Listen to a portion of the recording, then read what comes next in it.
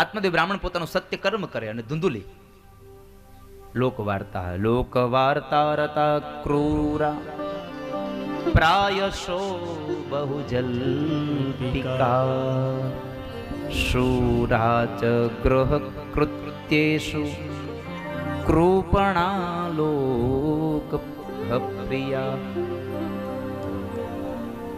ધુંધુલીને જો કોકની વાતો કરવા દો તો ક્યારે સમય વીત્યો જાય એની ખબર ન પડે. જો ભગવાનનું ભજન કરવા બેહાડો તો એને બગાસ આવે. ઘણાને અહીંયા આવીને બગાસ આવડે, જાણે હું અહીંયા હાલડા ગાતો અને એવડા લાંબા જવા દે. આપણને એમ થાય કે આને ઊભા થઈને એક જલેબી મોઢા મૂકી આવી, પણ પછી આપણને સાંભળે આપણે જલેબી ત્યાં બનાવી નથી.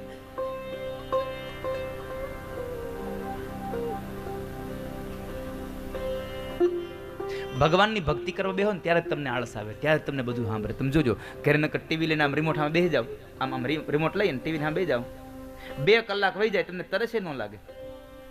હા, તમને પગમાં ખાલી ન ચડે. અને આ 10 મિનિટમાં આમ કરે તેમ.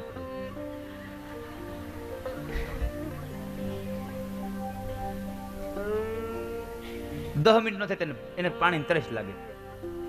આ તો સારું છે આપણે છોકરા કોઈને ન કરીને કે જાતો ગ્લાસ ભરી આવી તો, અને ઓલો છોકરો ગ્લાસ લઈને આવે, આમ 18 બેનું જોવે, એમાંથી 9 ને તરત જ મંડે સોહ પડવા ગળામાં. એને તરત તરસ લાગે. લ્યો,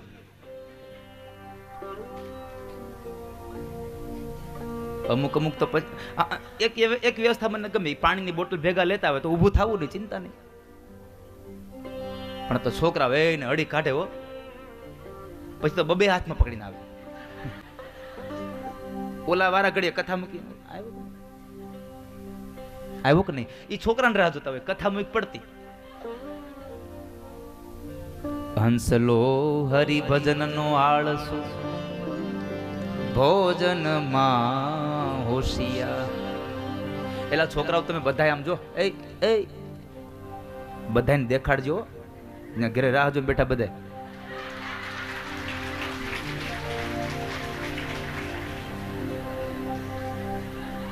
અમુક માજુને બાપાને દેખાડે ને તો એના છોકરા ફોન કરશે, કેમ તમે કે ફરવા વયા ગયા છો, કથા નથી દેખાતા કે તમે નકરું આગળ બતાવતા નહીં. લાવ આમ છેલ્લે સુધી જવા દેજો, કર દોરડું લાંબુ.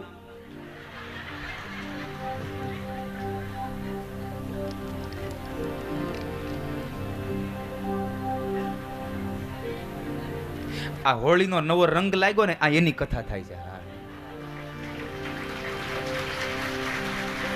હોળીના નવા રંગની કથા છે, અને એનાથી વિશેષ કથા એ છે કે તમે લોકો મારી વાત માનીને એની આ કથા થાય છે.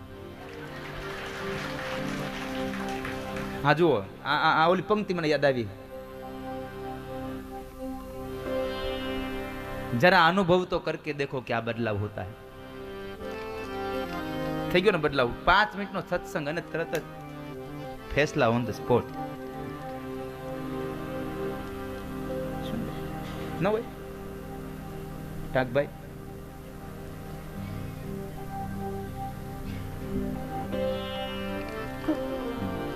હંસલો હરિભજન નો આળસુ ભોજન માં હોશિયાર.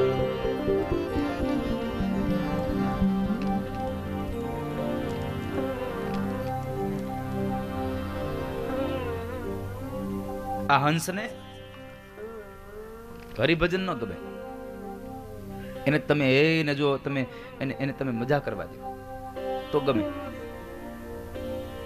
તો એ ધુંધુલી અને આત્મદેવ બ્રાહ્મણ, આત્મદેવને ત્યાં દીકરો નથી એટલે દુઃખી થઈ અને જંગલમાં આત્મહત્યા કરવા જાય. અને ત્યાં મહાત્માજી એને પ્રસાદ તરીકે એક ફળ આપ્યું.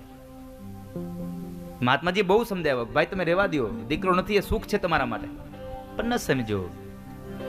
અને આ દુનિયામાં સાચું સુખ ક્યાં? સંન્યાસે સર્વથા સુખમ. ભાગવત એમ કહે છે સંન્યાસમાં જે સુખ છે એવું સુખ આ દુનિયામાં બીજી ક્યાંય નથી. હા, પણ તમે યાદ રાખજો, ખાલી ભાગવતમાં કીધું છે.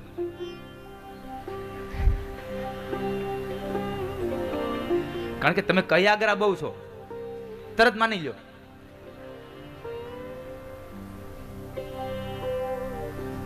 મુંજા જ્ઞાનમ પ્રજારૂપમ બલિષ્ઠા કર્મણો ગતિ. તમારી ગતિ ક્યારે થશે? તમારા કર્મને આધીન તમારી ગતિ થશે. મુંચા જ્ઞાનમ પ્રજારૂપમ. તમારો સંસાર, તમારો પ્રજા ગમે તેવી હશે, પણ તમારું કર્મ જેવું હશે એવી તમારી ગતિ થશે. એટલે કહ્યું વિવેકમ તુ સમાસાદ્ય ત્યજ સંસાર વાસના. ભાગવતના એક એક શ્લોકોનો કેટલો રસ આવે ગાવાની. 18,000 શ્લોકો છે. 18,000 શ્લોકો ગાયા કરીએ ને તોય આનંદ આવે. વિવેકમ તુ સમાસાદ્ય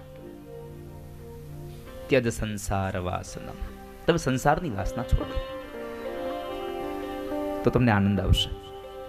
બહુ સમજાવ્યો આત્મદેવ બ્રાહ્મણને, પણ ન સમજ્યા. અને અંતે એક ફળ આપ્યું. ફળ આવીને ધુંધુલીને આપે છે, અને ધુંધુલીએ એને છેતર્યો છે. અને ધુંધુલી એટલે આધ્યાત્મિક અર્થમાં આત્મદેવ એટલે આપણો આત્મા, અને ધુંધુલી એટલે આપણી બુદ્ધિ. આપણા આત્માને આપણી બુદ્ધિ જ છેતરે છે. બુદ્ધિ ન કરવાના વિચારો કર્યા કરે. ફળ હાથમાં આવ્યું તો વિચાર કર્યો, આ ફળ ખાવ ન ખાવ, જો ખાઈશ તો ગર્ભવતી બનીશ, મારે પ્રસૂતાની વેદના વેઠવાની, મારે ન કાંઈ ખવાય, ન કાંઈ પીવાય, ન ક્યાંય હવાય, ન જાય ક્યાંય જવાય, ન હરાય, ન ફરાય, કાંઈ નહીં. અને સૌથી મોટી ઉપાધિ હોય કે હું ગર્ભવતી થાવ તો પછી મારા ઘરનું કામ કરવા થઈને મારે મારી નણંદને બોલાવી પડે, અને મારી નણંદ મંદાયામયી સર્વસ્વમ નનાંદા સંહરે તદા. મારી નણંદ કેટલું મારા ઘરમાંથી ચોરીને લઈ જાય કેમ ખબર પડે?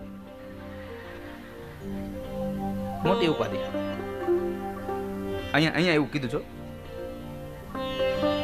કે નણંદને કામ કરવા બોલાવું અને એ કેટલું ચોરી જાય કોને ખબર? અને અંતે એને ફળ ન ખાધું. એની બેન સાથે એક શરત નક્કી કરી. એની બેનના ગર્ભમાં બાળક હતું, બાળક આપી દેવાનું. એના બદલામાં ધુંધુલી પૈસા આપે, અને ફળ એને ગાયને ખવડાવ્યું. ધુંધુલીની બેનને ત્યાં દીકરો થયો, નામ એને ધુંધુલીને આપ્યો, એટલે એનું નામ પાડ્યું ધુંધુકારી. બધાને એમ થયું કે આ ધુંધુલીનો દીકરો છે, નામ પાડ્યું ધુંધુકારી.